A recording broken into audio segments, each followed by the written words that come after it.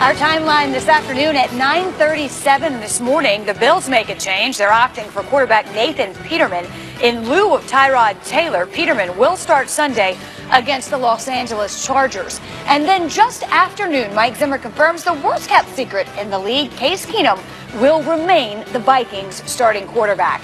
Over the next 90 minutes, we've got news on every single NFL team, all 32 and counting. And yes, we'll keep score. We welcome you to a midweek edition of NFL Live with Josina Anderson, Damian Woody, and Coach Herm Edwards. I'm Wendy Nix. We will start with a change at quarterback. The Bills have benched quarterback Tyrod Taylor. Nathan Peterman will start on Sunday against the Los Angeles Chargers. Peterman, a rookie fifth-round pick, replaced Taylor with less than 5 minutes to go in Sunday's blowout loss to the Saints. Here's Sean McDermott and Taylor on the change. As I continually evaluate our roster and our goal to become better, I've decided to start Nate Peterman as our quarterback this week. Tyrod is part of the reason why we are where we are in terms of the 5 wins and in the playoff hunt. For the time that I'm here will be about becoming the best team that we can possibly become. And we are made for more than 5-4, and I've come here to be more than 5-4. I'm here to win games and win a championship. And once in a while, you have to take calculated risk in order to get your program, this organization, this building to where we're trying to go and where the fans deserve for us to be. Here's the skinny on rookie Nathan Peterman. He was a fifth-round pick in this year's draft. He's the 10th quarterback Buffalo has drafted since Jim Kelly. He transferred to Pitt, finishing up his career there after 2 years at Tennessee, and as a senior last year, completed 56% of his throws 15 yards or more downfield. That led all Power 5 QBs. Adam Schefter joins us now. And Adam, let's start with the thought process in Buffalo.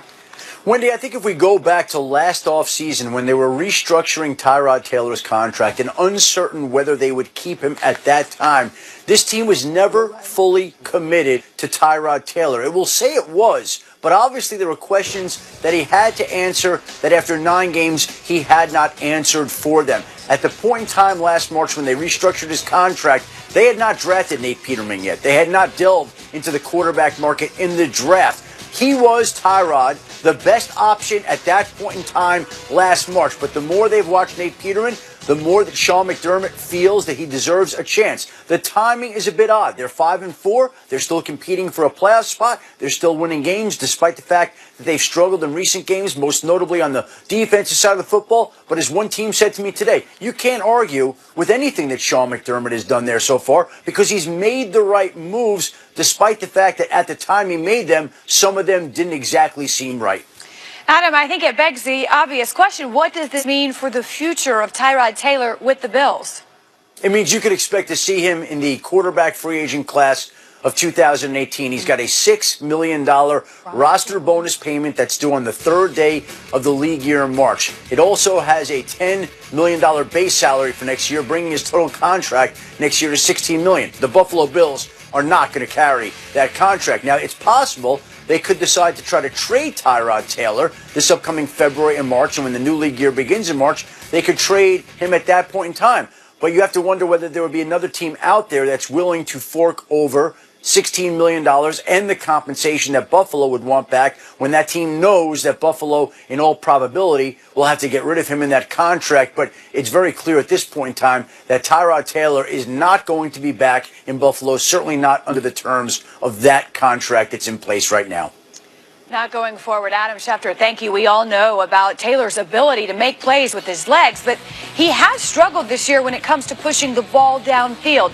Taylor has been off target on a whopping 52% of his attempts, 15 yards or more downfield. That's the worst mark by any qualified quarterback, and he's the only player that's over 50%. Here's Tyrod Taylor earlier today. Just disappointed. That's one of the feelings, but definitely just disappointed. Like I said, I don't agree with the decision, but ultimately, Coach McDermott has a vision for this team, what he feels is best for the team, as well as the owners and GM. So I have to move forward and continue to be the teammate and the leader that I am from a different role. So understandably disappointed. I do want to go back to something Adam Schefter said, and that is it's very possible this is a right decision or an understandable decision, but at 5-4, it is interesting timing, Coach. Well, we say it's interesting, but not really. When you think about Sean McDermott, he is in what I call the process of evaluating his players. And some people think that's only during preseason and during training camp. This is a season of evaluation right now, and we've seen Coach really trade some guys, release some guys. This is nothing new. It's a little shocking, maybe because it's a starting quarterback. But the way the quarterback has been playing, he's actually sending a message to his team. Not good enough. He just mentioned it. We're better than a 5-4 football team. You just saw the numbers. 52% balls being thrown 15 yards or more. That's not getting it done because this is the problem with this offense. It's based on two things, McCoy and McCoy. And when he doesn't get going, now you have to throw the football. And when you throw the football and you're not accurate down the field, you got problems. Let me ask you this, Damian, because there were some reports that players were a little bit surprised by this. Look, this is part of the National Football League. I understand that. But as a player in that locker room, to make this shift, what's that entail? Well, when you make a move like that, it's like, okay, who's next? Because if he changes the quarterback, the most important position on the team, then any person on that team could possibly be, demoted. It's funny. Sometimes you look at a situation, you just think, if you're the coach, obviously coach talked about it, you're in a season of evaluation, but also you're looking to try to jumpstart a situation. At one point, Buffalo was 5-2. People were on the wagon, talking about Buffalo. Possibly going to the playoffs. First time since 1999. Obviously they hit a 2-game skid, and I mean some of these numbers in this 2-game skid. You're talking about giving up over 40 points a game defensively, 813 yards, 246 rushing yards per game. I mean, that has nothing to do with Tyrod, but I think the bigger point in what coach is trying to say is, look, we're better than 5-4. We're going to make changes. You could be next. If I can change the quarterback, I can change any person on this roster. Look, Damian makes a good point in this sense. When your defense plays the way they've played the last couple of weeks, that exposes your offense. This offense got exposed when they played the Jets. It cannot play from behind. Tyrod Taylor is not a quarterback that his skill set will allow him to drop back and throw the football. His movement is movement. I want to boot. I want to waggle. I want to run the play action. When that's no longer available, he struggles throwing the football. And the Jets really exposed him. They stopped the run. They got a lead. This team generally plays from behind, getting outscored 31-9 in the first quarter. And the problem is their defense has been good enough in this sense. They took the ball away. But now when their defense doesn't take the ball away and you let the Saints, we're talking the Saints, who that, come in your place and almost run for 300 yards, that's not a good sign. No. I just wanted to say this. You guys talked about it being a little bit shocking, but I can tell you it's a lot shocking because when I was in that locker room leading up into the game before they played the Jets Thursday Night Football, there was so much chemistry and vibing in that locker room. They have something called Freestyle Fridays. Tyrod Taylor was sitting beside Jordan Matthews. They're getting their rap on. Every player in that locker room was telling me about the culture that Sean McDermott had established and how happy they were. I covered that game where the Bills are playing the Jets. The Pagulas were on the sideline. They had come to, basically accept this anointing as far as look at how much we have done, look at how much we've arrived, we have made these improvements. So I can tell you that Tyrod Taylor and those guys were not expecting it. Now, you guys showed that completion percentage that he has when he's trying to push the ball downfield, but just like Gisele Bündchen said, he can't catch it himself. I mean, that also reflects the people that he's throwing to and the amount of changes that have been going on around him. Look at the game against the Saints. That's the game that Kelvin Benjamin just came back. Tight end Charles Clay just came back. So there's a lot of transition going on around there. He's thrown 10 touchdowns, 3 interceptions, no double-digit interceptions since he's been a starter. So you also have to take into account the things that he's also had to deal with. Now, you're right.